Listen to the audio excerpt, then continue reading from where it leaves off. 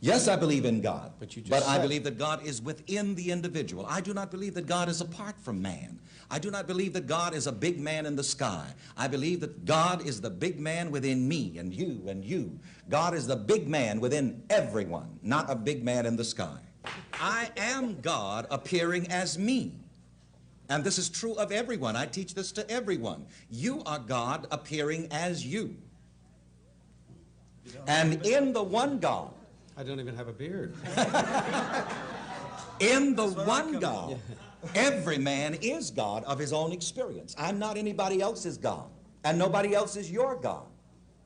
But in the one God, which is really consciousness or self-awareness, every man is God of his own experience.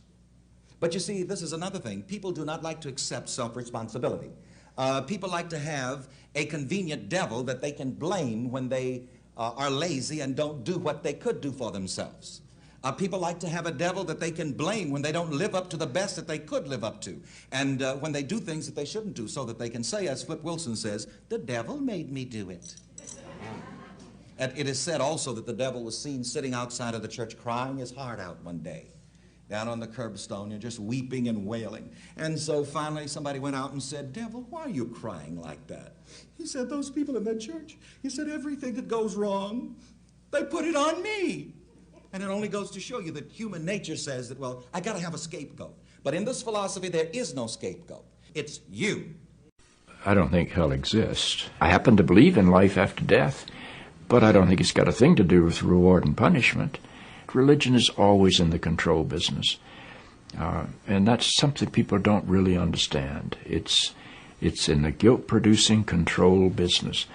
And if you have heaven as a place where you're rewarded for your goodness and hell as a place where you're punished for your evil, then you sort of have control of the population. And so they create this fiery place, which has quite literally scared the hell out of a lot of people throughout Christian history. And it's part of a control tactic. But wait a minute, you're saying that hell, the idea of a place under the earth or somewhere where you're tormented for an eternity, is actually an invention of the church? I think the church fired its furnaces hotter than anybody else. The church doesn't like for people to grow up because you can't control grown-ups. That's why we talk about being born again.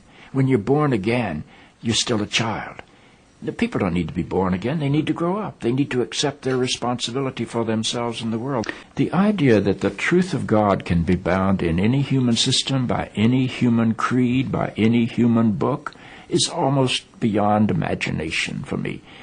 I mean, God is not a Christian. God is not a Jew or a Muslim or a Hindu or a Buddhist. All of those are human systems which human beings have created to try to help us walk into the mystery of God. I honor my tradition. I walk through my tradition.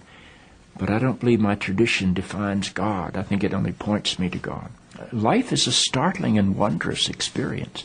And eventually I think we're going to discover that God is unfolding through the life of our consciousness and our self-consciousness and is not a parent figure up in the sky.